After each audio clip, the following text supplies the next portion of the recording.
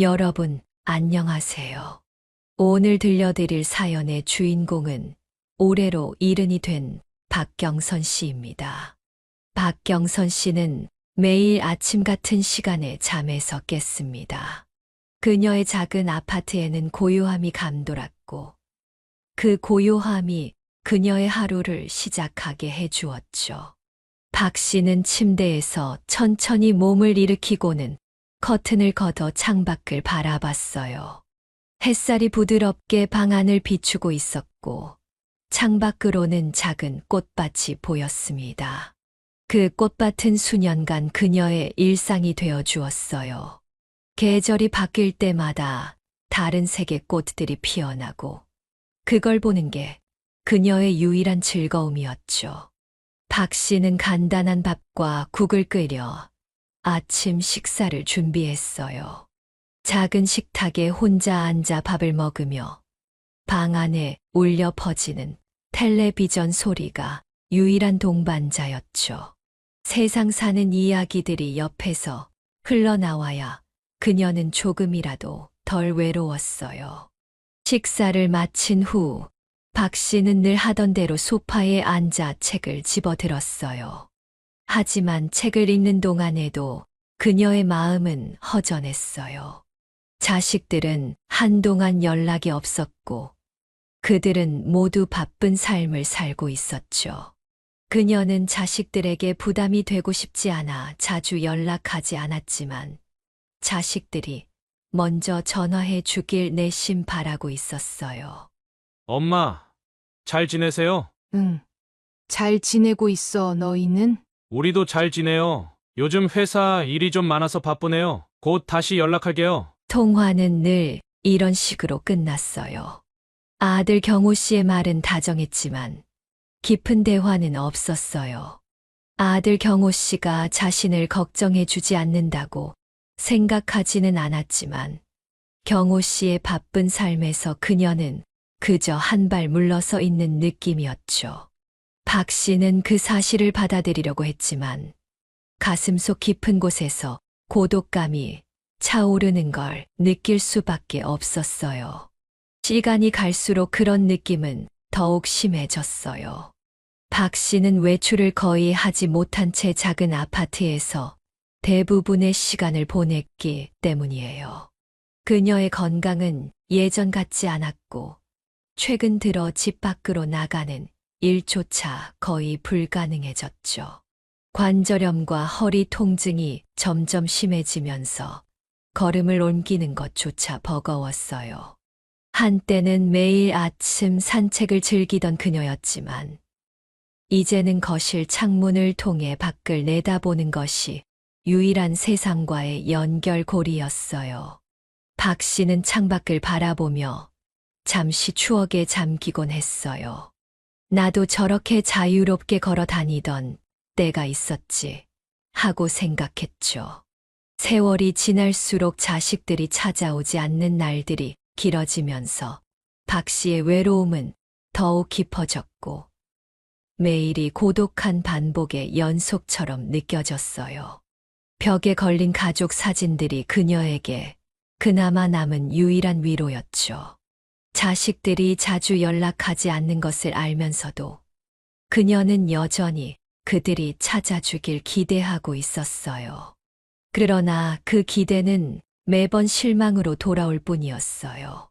그러던 어느 날 아들 경호 씨와 딸 현지 씨가 갑작스럽게 방문했어요. 자식들이 함께 온 것은 오랜만의 일이었지만 그들의 표정은 밝지 않았어요. 박 씨는 그들의 얼굴에서 뭔가 심각한 이야기를 꺼낼 것 같다는 느낌을 받았어요.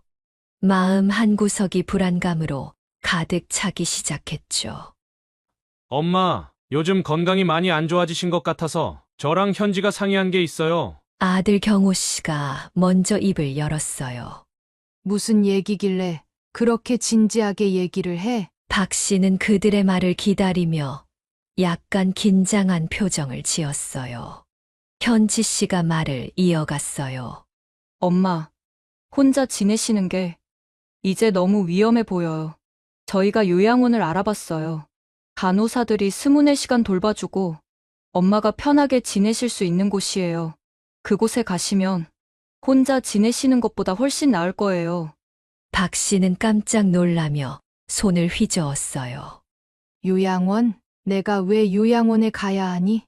난 괜찮아. 집이 제일 편해. 그녀는 이 집을 떠난다는 생각 자체를 받아들일 수 없었어요. 이곳은 자식들이 자라난 곳이었고, 그들의 기억이 고스란히 남아있는 소중한 공간이었어요. 엄마, 우리가 알아본 요양원은 정말 고급스러워요. 시설도 훌륭하고 프로그램도 다양해요.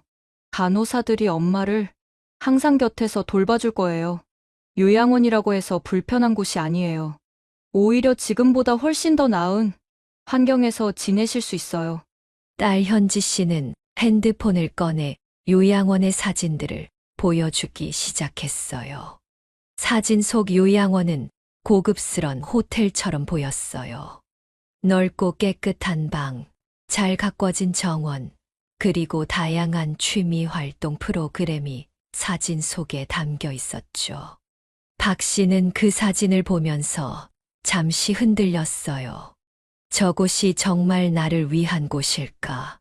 그녀는 스스로에게 물었지만 여전히 집을 떠난다는 생각은 쉽게 받아들여지지 않았어요. 엄마, 여기 정말 좋아요. 그리고 엄마가 요양원에 계시면 우리도 더 자주 찾아뵐게요. 집에서 혼자 계시는 것보다 훨씬 안전하고 우리도 안심할 수 있잖아요. 딸 현지 씨가 설득하듯 말했지만 박 씨는 여전히 고개를 저으며 말했어요. 그래도 난 이 집을 떠날 수 없어. 여기서 오래 살았고, 이 집이 제일 편해. 경호 씨가 조금 더 진지한 표정으로 입을 열었어요. 엄마, 집을 팔아서 요양원비를 충당할 생각이에요. 그 돈은 절대로 건드리지 않겠다고 약속할게요. 엄마가 필요하실 때 그 돈을 다시 돌려드릴 수 있도록 안전하게 보관할 거예요. 절대 엄마 몰래 쓰지 않을 거예요. 그 말을 들은 박 씨는 잠시 생각에 잠겼어요. 집을 떠난다는 것은 여전히 무겁고 서글픈 일이었지만 그녀는 자신이 결국 더 이상 버틸 수 없다는 사실을 깨달았어요. 이 집은 비록 자신의 삶이 담긴 곳이었지만 지금 이 상태로는 더 이상 혼자서 살아갈 수 없다는 것도 인정해야 했죠. 그래. 그럼 그렇게 하자. 박 씨는 마지못해 대답했어요. 자식들이 말한 대로 요양원에 가서 더 안전하게 지낼 수 있다는 생각이 조금씩 그녀의 마음을 움직였어요. 며칠 후, 박 씨는 자식들과 함께 요양원으로 가는 차에 올랐어요. 차 안은 조용했고 자식들은 때때로 말을 걸었지만 박 씨의 마음은 무겁기만 했어요. 차창 밖으로 지나가는 풍경을 바라보며 그녀는 이곳이 어떤 의미를 가질지 계속 생각했어요. 자식들이 옆에 앉아 있었지만 박 씨는 그들과의 거리감이 점점 더 커지는 것을 느끼고 있었죠. 차는 요양원에 도착했고 자식들은 그녀의 짐을 서둘러 정리한 후 간단히 인사를 했어요. 엄마, 저희 금방 다시 올게요. 잘 적응하세요. 경호 씨가 말했어요. 그래, 조심해서 들어가고. 엄마 보러 자주 찾아와야 돼. 박 씨는 그들의 뒷모습을 바라보며 힘없이 대답했어요. 그들이 떠난 후 박 씨는 텅 빈 방 안에서 홀로 남겨졌다는 사실이 가슴 깊이 다가왔어요. 그녀는 이제 이곳에서 새로운 삶을 시작해야 한다는 것을 깨달았지만 그 생각은 그녀에게 무겁게 다가왔어요. 요양원은 그녀에게 너무나도 낯설었어요. 자식들이 말한 것처럼 요양원은 고급스럽고 시설이 잘 갖춰져 있었지만 그것이 그녀의 마음을 편안하게 해주지는 못했죠. 자식들이 떠나고 나자 방 안에 남겨진 박 씨는 깊은 허전함을 느꼈어요. 그동안 오래된 집에서 혼자 보낸 일상은 분명 단조로웠지만 익숙하고 편안했어요. 그러나 시설 좋은 요양원은 그저 차가운 냉기가 흐르는 감옥 같았어요. 박 씨는 방 안에 놓인 가구들을 천천히 둘러봤어요. 새 것처럼 반짝이는 침대와 옷장, 그리고 작게 놓인 탁자. 창문을 열면 잘 가꿔진 정원이 보였지만 그것이 그녀의 마음을 채워주지 않았어요. 이 낯선 공간이 이제 자신의 새로운 집이라는 현실이 너무나 무겁게 다가왔어요. 박 씨는 한숨을 쉬며 창가에 서서 자식들이 떠난 쪽을 멍하니 바라보았어요. 이게 나를 위한 선택이었을까? 그녀는 스스로에게 물었어요. 하지만 대답은 돌아오지 않았죠. 그날 저녁 박 씨는 요양원의 식당으로 내려갔어요. 식당은 넓고 깔끔하게 정돈되어 있었고 다른 입주자들이 모여 식사를 하고 있었어요. 그들 대부분은 박 씨와 비슷한 나이대의 사람들이었지만 이미 서로 잘 알고 지내는 듯한 모습이었죠. 박 씨는 낯선 분위기 속에서 혼자 앉아 조용히 밥을 먹었어요. 다른 사람들은 함께 대화를 나누며 웃고 있었지만 박 씨는 그 대화에 끼어들지 못했어요. 그들 속에서 자신이 더 외롭고 고립된 존재처럼 느껴졌죠. 그날 밤 박 씨는 쉽게 잠들지 못했어요. 요양원의 침대는 분명 편안했지만 그녀의 마음은 여전히 불안했죠. 자식들이 자신을 이곳에 보내면서 했던 말들이 계속해서 머릿속을 맴돌았어요. 정말 나를 위한 선택이었을까? 그들이 나를 이렇게 멀리 보내고 싶었던 걸까? 그녀는 그 질문들이 밤새도록 떠나지 않는 것을 느끼며 뒤척였어요. 며칠 후, 박 씨는 여전히 요양원 생활에 적응하지 못하고 있었어요. 방 안에 틀어박혀 있는 날들이 계속되었고, 다른 입주자들과 어울리기에도 자신이 없었죠. 그러던 어느 날, 그녀의 방 문을 두드리는 소리가 들렸어요. 박 씨는 깜짝 놀라며 문을 열었어요. 그곳에는 같은 요양원에 살고 있는 남자가 서 있었죠. 나이는 박 씨와 비슷해 보였고, 인상은 온화했어요. 안녕하세요. 저도 여기 살고 있는 김명수 씨라고 해요. 그 남자는 부드러운 목소리로 말을 걸었어요. 그는 적당한 키에 조금 마른 체격이었지만 눈빛은 따뜻했어요. 박 씨는 낯선 사람의 갑작스러운 방문에 당황했지만 그의 다정한 눈빛에 마음이 조금씩 열리기 시작했어요. 아, 안녕하세요. 저는 박경선이에요. 박 씨는 어색하게 미소를 지으며 대답했어요.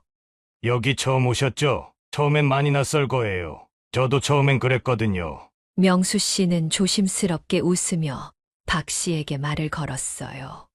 저도 여기 온 지 얼마 안 돼서 아는 사람이 많지는 않아요. 그래서 그냥 같이 차라도 한잔하면서 이야기 나누면 좋을 것 같아서 왔어요. 명수 씨는 다정한 말투로 박 씨에게 다가갔고 그녀는 마침내 그 제안을 받아들였어요.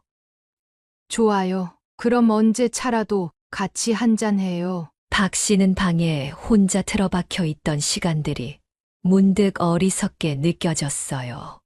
그녀는 명수 씨와 함께 요양원 내의 작은 카페로 향했어요.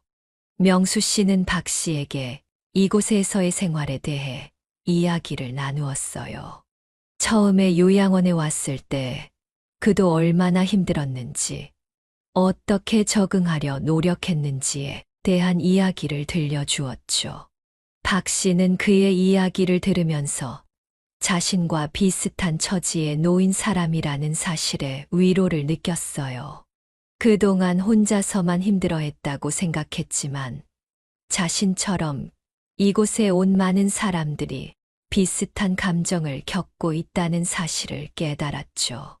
처음엔 나도 여기가 감옥처럼 느껴졌어요. 하지만 시간이 지나면서 조금씩 적응하게 되더라고요. 여기가 완벽한 곳은 아니지만 그래도 나름대로 장점이 있어요. 여러 가지 프로그램에 참여하면서 다른 사람들과 어울리다 보면 마음이 한결 나아질 거예요. 박 씨는 명수 씨의 말을 들으며 고개를 끄덕였어요. 나도 조금씩 이곳에 적응할 수 있을까? 그녀는 스스로에게 물었어요. 하지만 명수 씨와의 대화를 통해 조금씩 마음이 열리는 것을 느꼈어요. 그와 함께 하는 시간 동안 그녀는 오랜만에 편안함을 느꼈죠. 그 후로 박 씨는 명수 씨와 자주 이야기를 나누기 시작했어요. 명수 씨는 늘 박 씨에게 먼저 다가왔고, 그녀가 힘들 때마다 조용히 옆에서 힘이 되어 주었어요. 박 씨는 점점 그에게 의지하게 되었죠. 명수 씨는 그녀의 마음속 깊은 상처와 불안을 이해해주는 유일한 사람이었어요. 자식들이 그녀를 요양원에 보내고 나서 느꼈던 상실감을 그에게 털어놓으면서 박 씨는 조금씩 자신을 치유해 나갔어요. 자식들에게 정말로 버림받은 것 같은 기분이었어요. 박 씨가 조용히 말했어요. 그들이 엄마를 사랑하지 않는 게 아니에요. 다만 그들도 감당해야 할 일이 많아서 그런 걸 거예요. 명수 씨는 부드럽게 말하며 그녀를 위로했어요. 그의 말 속에는 진심이 담겨 있었죠. 박 씨는 명수 씨와의 시간을 통해 조금씩 요양원 생활에 적응해 갔어요. 그가 곁에 있다는 사실만으로도 마음이 한결 가벼워졌죠. 그녀는 여전히 자식들에게 느끼는 서운함을 완전히 떨쳐내지 못했지만 적어도 이곳에서 자신을 이해해주고 의지할 수 있는 사람을 만났다는 사실에 안도했어요. 명수 씨와의 만남 이후로 박 씨의 요양원 생활은 조금씩 달라지기 시작했어요. 여전히 낯선 공간이었지만 명수 씨가 옆에 있다는 사실이 그녀에게는 큰 위안이 되었죠. 매일 아침 박 씨는 명수 씨와 함께 요양원의 정원을 산책하며 차를 마셨고, 점심 이후에는 그가 참여하는 프로그램에 종종 동참하기도 했어요. 그와 함께 있을 때면 요양원이 더 이상 차가운 감옥처럼 느껴지지 않았어요. 하지만 마음속 한편에서는 여전히 자식들에 대한 서운함이 자리하고 있었어요. 자식들이 요양원에 자신을 맡기고 한 번도 찾아오지 않는다는 사실은 박 씨에게 커다란 상처로 남아 있었죠. 자식들에게 버림받았다는 생각은 쉽게 떨쳐내지 못했어요. 그러나 명수 씨와 함께 시간을 보내면서 그녀는 조금씩 그 상처를 극복하려 애썼어요. 그러던 어느 날 요양원에서 이상한 소문을 듣게 됐어요. 새로운 입주자들이 계속 들어오면서 요양원의 자리가 점점 부족해지고 있다는 소식이었죠. 특히 건강 상태가 좋지 않은 노인들이 먼저 입원실로 보내지고 그들의 방을 새로운 입주자들이 차지하고 있다는 말들이 들려왔어요. 처음에는 그저 소문일 뿐이라 여겼지만 시간이 지날수록 그 소문이 현실이 되어가는 듯 보였어요.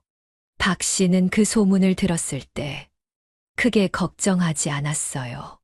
그녀의 몸도 불편했지만 요양원에 계신 다른 분들과 비교하면 비교적 건강한 편이었거든요.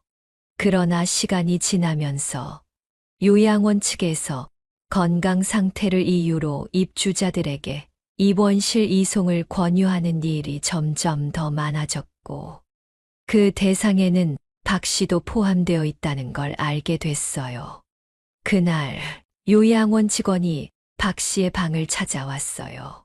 그들은 박 씨의 건강 상태를 이유로 입원실에 입원하는 것이 더 나을 것이라고 조심스럽게 제안했어요. 박경선님, 건강 상태가 많이 안 좋아지신 것 같아 입원실로 옮기시는 게 좋을 것 같습니다. 입원실에서 더 나은 관리를 받으실 수 있고 더 안전할 거예요. 직원의 말은 상냥했지만 박 씨는 그 제안을 받아들일 수 없었어요. 그녀는 자신이 다른 요양원 사람들보다는 건강하다고 생각했기 때문에 입원실로 보내지는 것을 받아들일 수 없었죠. 내가 왜 입원실에 가야 하죠? 나는 아직 충분히 건강한데 굳이 입원실로 옮길 필요가 없잖아요. 입원실에 갈 바에야 그냥 여기서 나갈 거예요. 여기서 마음대로 나가실 순 없어요. 무단 퇴소는 불가능하니 그 점 꼭 명심하세요. 자녀분들께서 납부하기로 한 요양원비를 받아야 하거든요. 직원은 날카로운 표정을 지으며 단호하게 말했어요. 박 씨는 그때 깨달았어요. 여기서 나가고 싶어도 마음대로 나가지 못하는 마치 새장 안에 갇힌 새가 되어버렸다는 사실을요. 그 후로도 요양원 측의 설득 같은 협박은 계속되었어요. 그들은 입원실로 가는 것이 더 나은 선택이라고 여러 차례 이야기했지만 박 씨는 이를 강하게 거부했어요. 그녀는 이곳에서 쌓아온 작은 안정감조차 빼앗기고 싶지 않았어요. 특히 명수 씨와의 관계가 깊어질수록 그녀는 입원실에는 절대 가고 싶지 않다는 생각이 더욱 강해졌어요. 그러던 어느 날, 큰 아들 경호 씨로부터 한 통의 전화가 왔어요. 그들은 요양원 측에서 들은 이야기를 전하며 입원실로 옮기는 것이 좋겠다는 말을 했어요. 엄마, 우리도 요양원에서 들었어. 엄마 건강 상태를 생각하면 입원실에서 더 안전하게 지내는 게 나을 것 같아. 경호 씨가 조심스럽게 말을 꺼냈어요. 그러나 박 씨는 그 말을 듣고 크게 화를 냈어요. 왜 자꾸 나를 입원실에 보내려는 거야? 난 아직 건강해. 여기서 지내는 것만으로 충분해. 그녀는 아들마저 자신을 입원실로 보내려 한다는 사실에 깊은 배신감을 느꼈어요. 엄마, 우리도 엄마가 행복하길 바라는 마음에서 이런 결정을 내린 거야. 입원실에서 더 잘 돌봐주니까 그런 거라고. 경호 씨가 말을 이어갔지만 박 씨는 그 말을 더 이상 들을 마음이 없었어요. 난 여기서 계속 지내던지 아니면 어떻게든 퇴소를 할 거야. 입원실에 갇히는 일은 절대로 없을 테니 더 이상 나를 설득하려고 하지 마. 박 씨는 단호하게 선언했어요. 자식들이 더 이상 자신을 통제하지 못하도록 결심한 것이죠. 하지만 박 씨는 요양원 측의 압박이 날이 갈수록 심해지는 것을 느꼈어요. 처음에는 단순히 권유처럼 들리던 입원실 입원 이야기가 이제는 명령에 가까워지고 있었고, 그녀는 그들 앞에서 점점 더 무기력해지고 있었어요. 입원실 입원을 강요당하는 상황은 그녀에게 심리적인 압박을 더했어요. 며칠 뒤 어느 날이었어요. 그날도 박 씨는 평소처럼 요양원에서 명수 씨와 시간을 보내고 있었어요. 명수 씨와 함께하는 산책과 차를 마시는 시간이 그녀에게는 큰 위안이 되었고, 요양원의 차가운 분위기 속에서도 마음을 붙일 수 있었어요. 그러나 그 평화는 오래 가지 않았어요. 어느 날, 요양원 간호사가 박 씨의 방을 찾아왔거든요. 간호사의 표정은 이전과 다르게 심각해 보였고, 뭔가 중요한 이야기를 전하려는 듯 했죠. 박경선님, 잠깐 말씀드릴 게 있어요. 간호사는 박 씨를 침대에 앉힌 뒤 서류 몇 장을 꺼내 들었어요. 표정은 차가웠고 그녀의 말투는 전보다 더 날카로웠어요. 자녀분들이 요양원비를 줄이고 싶어 하세요. 그 순간 박 씨는 본인의 귀를 의심했어요. 자식들이 요양원비를 줄이려고 하다니. 그게 무슨 말이지? 그녀는 눈앞에 놓인 상황을 이해하지 못한 채 간호사를 바라봤어요. 지금 뭐라고 하셨어요? 박 씨는 떨리는 목소리로 물었어요. 믿을 수 없는 일이었어요. 자식들이 더 이상 자신을 지원하지 않는다는 것은 곧 요양원에서 쫓겨날 거라는 뜻이었으니까요. 박경선님, 자녀분들이 이번 달부터 요양원비를 줄이고 싶어 하신다고요. 간호사는 냉정하게 말을 이었어요. 그래서 이제 요양원에서 더 이상 지내실 수 없습니다. 내일까지 방을 비우고 스스로 입원실로 안 가시면 강제로 입원실로 옮길 수밖에 없어요. 박 씨는 온몸이 얼어붙는 것 같았어요. 아니에요. 그럴 리가 없어요. 박 씨는 간호사에게 떨리는 목소리로 말했어요. 내 자식들이 나를 이렇게 놔둘 리가 없어요. 하지만 간호사는 여전히 무표정한 얼굴로 서류를 정리하며 말했어요. 현실을 받아들이세요. 자식분들이 더 이상 요양원비를 예전처럼 내시고 싶어 하지 않기 때문에 더 이상 여기 머무를 수 없습니다. 입원실로 옮기셔야 해요. 자식분들도 이미 이 결정에 동의하셨어요. 그 말을 들은 순간 박 씨는 마치 가슴이 짓눌리는 것 같았어요. 자식들이 더 이상 자신을 돌보지 않겠다는 의미였어요. 자식들이 자신을 포기했다는 사실이 그녀를 무너뜨렸죠. 이제 정말로 나를 버렸구나. 박 씨는 속으로 생각했어요. 눈물이 나올 것 같았지만 그녀는 이를 악물고 참았어요. 이 상황을 받아들이기가 너무나 고통스러웠어요. 간호사가 나간 뒤 박 씨는 침대에 털썩 앉았어요. 그녀의 머릿속은 온갖 생각들로 가득 차 혼란스러웠어요. 자식들이 자신을 요양원에 보냈을 때도 어느 정도 충격을 받았지만 이번 일은 그때와 비교할 수 없을 만큼 깊은 상처를 남겼어요. 자식들이 이제 더 이상 자신을 책임지지 않겠다는 결정은 그녀에게 절망 그 자체였어요. 이제 어떻게 해야 하지? 박 씨는 스스로에게 물었어요. 요양원에서 더 이상 지낼 수 없다면 입원실로 가는 수밖에 없었어요. 하지만 입원실에 간다는 것은 더 이상 스스로의 삶을 통제할 수 없다는 의미였죠. 입원실은 단순한 치료 공간이 아니었어요. 그곳은 자신이 더 이상 독립적으로 살아갈 수 없다는 것을 상징하는 장소였어요. 자식들이 자신을 입원실에 보내고 이제는 더 이상 신경도 쓰지 않겠다는 결정은 그녀를 깊은 절망 속으로 몰아넣었죠.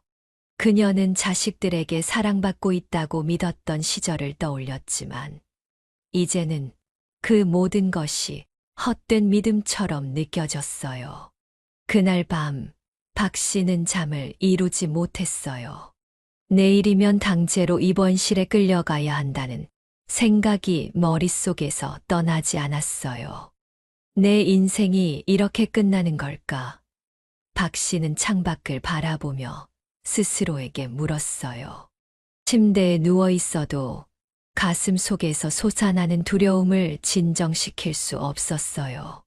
그동안 자식들에게 의지하며 살아왔지만 이제는 그들도 그녀를 포기한 것 같았죠. 더 이상 그들에게 짐이 되고 싶지 않았지만 그렇다고 이대로 입원실에 끌려가는 것도 받아들일 수 없었어요. 이 절망 속에서 박 씨는 자신의 삶이 무너져 내리는 것을 느꼈어요. 내 인생이 이렇게 끝나는 건가? 박 씨는 창밖을 바라보며 자신에게 물었어요. 이제는 자식들에게서조차 기대할 것이 없다는 절망감이 그녀를 완전히 짓눌렀어요. 나는 이제 어떻게 해야 하나 그녀는 스스로에게 물었지만 그 대답은 나오지 않았어요. 시간이 흐를수록 내일이 다가오는 것이 두려워졌어요. 그때 문을 두드리는 소리가 들렸어요. 박 씨는 몸을 일으켜 방문을 열었어요. 그곳에는 명수 씨가 서 있었어요. 그의 얼굴은 평소와는 다르게 다급해 보였어요. 경선 씨, 지금 이대로 있으면 안 돼요. 명수 씨가 침착한 듯 하지만 단호한 목소리로 말했어요. 그의 말투에서 비장함이 느껴졌죠. 내일이면 그들이 나를 입원실로 데려갈 거예요. 박 씨는 떨리는 목소리로 대답했어요. 그녀는 지금의 상황이 너무나 두려웠고 탈출이나 도망 같은 건 상상도 할 수 없었어요. 어디로 가야 할지도 무엇을 해야 할지도 전혀 떠오르지 않았어요. 명수 씨는 박 씨의 손을 잡고 그녀를 안심시키려는 듯 따뜻하게 말했어요. 여기서 탈출해야 해요. 시간이 얼마 남지 않았어요. 내일이면 그들이 당신을 입원실로 보내려고 할 거예요. 더 이상 기다릴 수 없어요. 탈출하자니 어디로 가겠다는 거예요? 박 씨는 명수 씨를 믿고 싶었지만 막연한 두려움이 그녀를 압도했어요. 자식들도 요양원도 이제는 자신이 의지할 곳이 하나도 남아있지 않다고 느꼈죠. 명수 씨는 박 씨의 손을 단단히 잡았어요. 제 고향 바닷가에 집이 하나 있어요. 거기서 경선 씨랑 같이 지내고 싶어요. 여기에 더 있으면 안 돼요. 이대로 있으면 입원실에 강제로 끌려가고 말 거예요. 그의 말은 단호했고 그가 진심이라는 것을 박 씨는 느낄 수 있었어요. 그러나 막상 탈출이라는 단어가 그녀의 머릿속에 떠오르자 모든 것이 너무나 막막하게 느껴졌어요. 그러나 그녀에게 주어진 시간이 얼마 남지 않았다는 것은 명확했죠. 명수 씨는 그녀가 머뭇거리자 다시 말했어요. 경선 씨, 시간이 없어요. 자식들이 당신을 돕지 않는다는 걸 이제는 아셔야 해요. 이대로 입원실에 가면 다시는 우리가 원했던 자유로운 삶을 찾지 못할 거예요. 박 씨는 깊은 숨을 내쉬었어요. 명수 씨의 말이 맞았어요. 자식들이 더 이상 자신을 돌보지 않겠다는 것은 분명해졌고, 요양원은 이제 자신을 위한 공간이 아니었어요.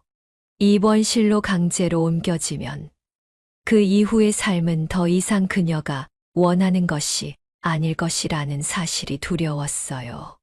그러나 도망친다는 것도 쉬운 결정은 아니었죠. 알겠어요. 박 씨는 결국 명수 씨의 손을 꼭 잡고 대답했어요. 당신 말대로 하겠어요. 우리 여기서 나가요. 명수 씨는 안도한 듯한 표정을 지으며 고개를 끄덕였어요. 잘 생각했어요. 우리가 함께 이곳을 떠나면 누구도 우릴 찾지 못할 거예요. 내가 모든 걸 준비했어요. 박 씨는 명수 씨의 말을 듣고 조금씩 마음이 진정되는 것을 느꼈어요. 더 이상 머뭇거릴 시간이 없었어요. 그녀는 결국 명수 씨와 함께 탈출하기로 결심했어요. 밤은 깊어갔어요. 요양원은 이제 정막 속에 잠겨 있었고 복도는 어두웠어요. 박 씨는 침대에 앉아 명수 씨가 말한 계획을 떠올리며 마음을 가다듬고 있었어요. 탈출이라는 말이 너무 비현실적으로 느껴졌지만 더 이상 선택의 여지가 없다는 것을 알았어요. 입원실로 가는 것은 곧 자신이 원하는 삶을 포기하는 것이나 다름없었어요. 문이 조용히 열리며 명수 씨가 방으로 들어왔어요. 그는 손에 작은 가방을 들고 있었고 눈빛은 차분하면서도 결단에 찬 모습이었어요. 준비됐어요? 명수 씨가 낮은 목소리로 물었어요. 박 씨는 깊게 숨을 들이마시고 고개를 끄덕였어요. 네, 준비됐어요. 명수 씨는 옷장에서 그녀의 작은 짐을 챙겨 넣은 후 방 밖을 조심스레 살폈어요. 경비원들이 교대하는 시간이라 지금이 가장 안전한 때였어요. 그는 이미 요양원의 구조를 파악했고 어느 출입구가 가장 안전한지 알고 있었죠. 이쪽으로 가요. 명수 씨가 박 씨의 손을 잡고 천천히 복도를 따라 걸었어요. 두 사람의 발소리가 복도에 울리지 않게 조심스럽게 걸음을 옮겼어요. 요양원의 어두운 복도는 고요했지만 박 씨의 심장은 그 어느 때보다도 빠르게 뛰고 있었어요. 들키면 어떻게 하지? 그 생각이 머릿속을 스쳤지만 그녀는 명수 씨의 손을 꼭 잡으며 마음을 다잡으려 했어요. 복도를 지나면서 간혹 직원들이 지나가는 소리가 멀리서 들리기도 했지만 다행히 두 사람은 눈에 띄지 않았어요. 명수 씨는 차분하게 앞장서서 박 씨를 이끌었고 그가 앞서 나갈 때마다 박 씨는 마음속에서 작은 안도감을 느꼈어요. 명수 씨가 있어서 다행이야. 혼자였다면 난 절대 이 용기를 내지 못했을 거야. 그들이 도착한 곳은 요양원의 뒷문이었어요. 차가운 밤 공기가 박 씨의 얼굴을 스치며 들어왔어요. 그녀는 그 차가움 속에서 잠시 긴장이 풀리며 현실을 느낄 수 있었어요. 박 씨는 조용히 문 밖으로 나갔어요. 요양원의 건물이 점점 멀어지자 그녀는 자신이 이곳을 떠나고 있다는 것이 믿기지 않았어요. 다시 내 삶을 찾을 수 있을 거야. 그 생각이 그녀의 가슴에 가득 찼어요. 밤하늘의 별빛이 그들을 비추며 두 사람의 길을 밝혀주었어요. 명수 씨는 미리 준비해 둔 차로 그녀를 이끌었어요. 차에 탔을 때 박 씨는 긴장이 풀리면서도 여전히 가슴이 두근거렸어요. 차가 조용히 움직이기 시작했고 요양원이 멀어지기 시작했어요. 차창 밖으로 보이는 풍경은 어둡고 고요했지만 그녀는 그 고요 속에서 해방감을 느꼈어요. 명수 씨는 조용히 운전하며 박 씨에게 말을 걸었어요. 우리 같이 각자의 삶을 되찾고 행복하게 살아봐요. 경선 씨도 다시 경선 씨가 원하는 대로 살 수 있어요. 그의 말에 박 씨는 조용히 고개를 끄덕였어요. 이 모든 상황이 아직 실감 나지 않았지만 명수 씨의 말이 옳다는 것을 알았어요. 더 이상 자식들의 결정이나 요양원의 강요에 휘둘릴 필요가 없었어요. 그녀는 스스로의 선택으로 이곳을 떠나기로 결심했고, 이제 새로운 시작을 앞두고 있었어요. 차는 밤길을 따라 한참을 달렸어요. 박 씨는 차창 밖으로 스쳐 지나가는 어둠 속 풍경을 바라보며 마음을 진정시키려 애썼어요. 긴장이 풀리자 몸이 나른해졌지만 그녀의 마음은 여전히 새로운 삶에 대한 기대감과 두려움이 공존하고 있었어요. 앞으로 무엇이 기다리고 있을지 알 수 없었지만 적어도 그녀는 스스로 결정한 삶을 살아가기로 했다는 사실에 안도감을 느꼈어요. 차는 한참을 달려 드디어 명수 씨의 시골집에 도착했어요. 도시의 소음과는 전혀 다른 고요함이 박 씨의 마음을 감싸 안았어요. 차에서 내린 박 씨는 그 차가운 공기 속에서 마침내 진정한 자유를 느꼈어요. 입원실의 강압도 자식들의 통제도 없는 곳에서 새로운 삶을 시작하게 된 것이었죠. 여기가 바로 우리가 지낼 곳이에요. 명수 씨가 집을 가리키며 말했어요. 집은 오래된 작은 한옥이었지만 외관은 깔끔하게 유지되고 있었어요. 명수 씨는 오랜 시간 동안 이 집을 관리해왔고 그 덕분에 세월의 흔적이 느껴지면서도 정겨운 분위기가 감돌았죠. 박 씨는 집 안으로 들어가며 조용히 집을 둘러봤어요. 내부는 소박했지만 따뜻한 느낌이 들었어요. 작은 방과 거실, 그리고 부엌이 전부였지만 그녀에게는 더할 나위 없이 편안한 공간이었어요. 그동안 요양원의 차갑고 딱딱한 분위기와는 너무나 달랐어요. 박 씨는 이곳에서의 생활이 새로운 시작이라는 생각에 가슴이 설렜어요. 이제 당신은 여기서 편하게 지내면 돼요. 명수 씨가 다정하게 말했어요. 우리가 함께라면 이제 누구에게도 의지하지 않아도 돼요. 당신이 원하는 대로 이곳에서 살아가면 돼요. 그의 말에 박 씨는 마음속 깊은 곳에서부터 안도감을 느꼈어요. 이제는 더 이상 입원실의 침대에 누워 다른 사람들의 결정에 따라 살아가는 삶이 아니라 자신이 선택한 삶을 살 수 있게 되었죠. 그녀는 그동안 자식들이 자신을 위한 결정을 내렸다고 생각했지만 사실은 그것이 자신을 올가매고 있었다는 것을 깨달았어요. 이곳에서만큼은 진정한 독립과 자유를 찾을 수 있을 것 같았어요.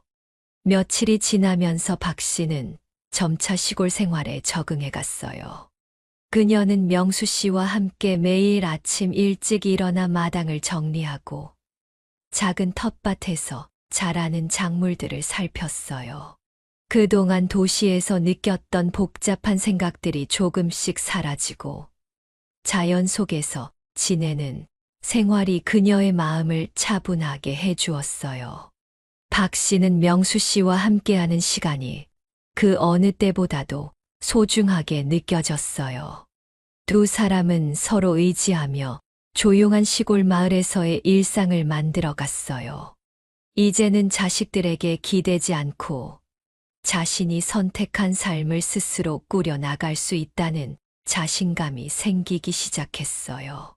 그러나 박 씨의 마음 한편에는 자식들과의 문제에 대한 불안감이 가시지 않았어요.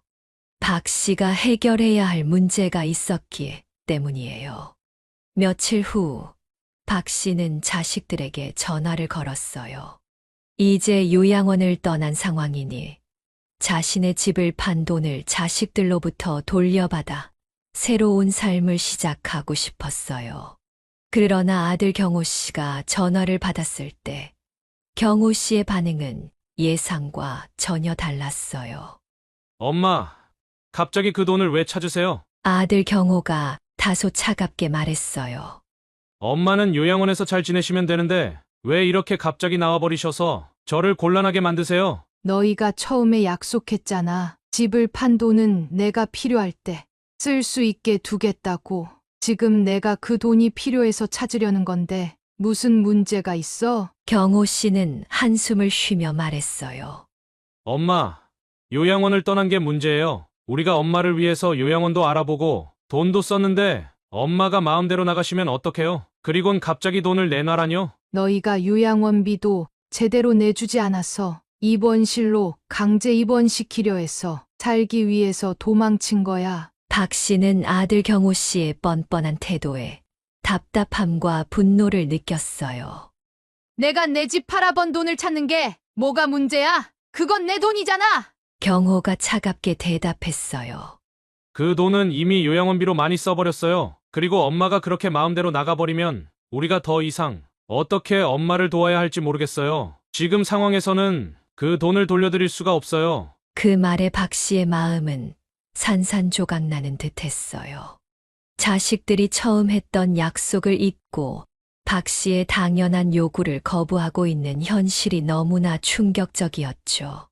그 돈은 내 돈이야! 내가 평생을 바쳐 살던 집을 팔아번 돈이라고. 그 돈에 손대지 않겠다고 약속하지 않았니? 엄마가 요양원에서 나간 것 때문에 상황이 달라졌어요. 그냥은 못 돌려주겠네요. 옥자는 전화가 끊어진 후 한동안 침묵 속에 앉아 있었어요. 그녀는 자신이 겪고 있는 이 상황이 믿기지 않았어요. 자신들을 키워준 어머니에게 이렇게까지 차갑게 대할 수 있다는 사실이 너무나 충격적이었죠. 자식들이 박 씨에게 했던 약속들은 처음부터 모두 거짓말이었던 걸 깨달은 박 씨였어요. 내가 왜 이렇게까지 당해야 해? 박 씨는 혼잣말을 하며 눈물을 흘렸어요. 자식들에게 의지했던 시간들이 헛되게 느껴졌고, 자신이 사랑을 베풀었던 자식들이 자신을 외면하는 상황이 너무나 비통하게 다가왔어요. 그녀는 명수 씨에게 이 이야기를 털어놓았어요. 명수 씨는 박 씨의 손을 잡으며 얘기했어요. 그 돈은 경선 씨의 당연한 권리예요. 만약 경선 씨에게 그 돈을 주지 않겠다면 다른 방법을 찾아야 해요. 박 씨는 고개를 끄덕였어요. 자식들이 처음부터 자신을 속여왔던 걸 깨달은 박 씨는 이 문제들을 스스로 해결해야 한다는 결심을 했어요. 박 씨는 자식들과의 통화 후 법적 조치를 취할 결심을 했어요. 자식들이 약속을 저버리고 자신을 배신했다는 상처를 극복하고 스스로의 권리를 지키기로 결심했어요. 그 돈은 단순한 금전적 문제가 아니었어요. 그것은 그녀가 평생을 살아온 삶과 자존심, 그리고 독립된 존재로서의 자신을 지키는 일이었죠. 박 씨는 자신의 권리를 되찾는 것이 그녀의 인생을 되찾는 것과 같다는 것을 깨달았어요.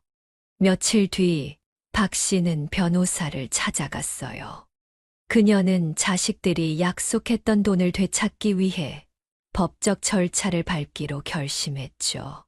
변호사와의 상담을 통해 자식들이 그녀의 재산을 부당하게 사용하고 있다는 것을 확인하게 되었고, 그녀는 고소를 통해 그 돈을 되찾을 수 있는 방법을 찾기 시작했어요. 그리고 박 씨는 자식들과의 갈등에서 벗어나 새로운 삶을 시작할 준비를 끝냈어요. 그녀는 그동안 자신을 억누르고 있던 과거의 굴레에서 벗어나 이제는 스스로의 삶을 찾을 수 있다는 확신을 얻었어요. 자식들과의 법적 갈등은 이제 시작이지만 그녀는 이제 그들에게 더 이상 휘둘리지 않을 거라는 자신감을 가졌죠. 명수 씨와 함께한 시골 생활은 그녀에게 진정한 평화를 가져다 주었고, 그녀는 더 이상 자식들에게 의지하지 않고 스스로의 결정을 존중하며 살아가기로 결심했어요. 이제 내 인생은 내가 선택한 길을 따라 살아갈 거예요. 박 씨는 명수 씨와 함께 마당에 앉아 저녁 하늘을 바라보며 조용히 말했어요. 명수 씨는 미소를 지으며 그녀를 바라봤어요. 옳은 결정을 하신 거예요. 경선 씨는 스스로를 지킬 자격이 있어요. 박 씨는 그 말에 깊은 위로를 받으며 미소 지었어요. 과거의 상처는 여전히 남아있지만 이제는 그 상처를 딛고 더 나아갈 수 있다는 확신이 생겼죠. 박 씨는 명수 씨와 함께 더 나은 삶을 향해 나아가고 있고, 그 삶 속에서 그녀는 진정한 자유와 독립을 찾고 있는 중이에요. 지금까지 박경선 씨의 사연을 들어주셔서 감사합니다. 박경선 씨와 김명수 씨의 새로운 시작이 평화롭고 행복한 여정이 되기를, 그리고 앞으로의 인생에서 더욱 빛나는 순간들이 가득하기를 바라는 마음을 담아 댓글로 축복의 한마디씩 남겨주시면 정말 감사하겠습니다. 영상을 종료하시기 전 구독과 좋아요 잊지 마시고 한 번씩 꼭 부탁드립니다. 그럼 저는 다음 영상으로 찾아뵙겠습니다. 감사합니다.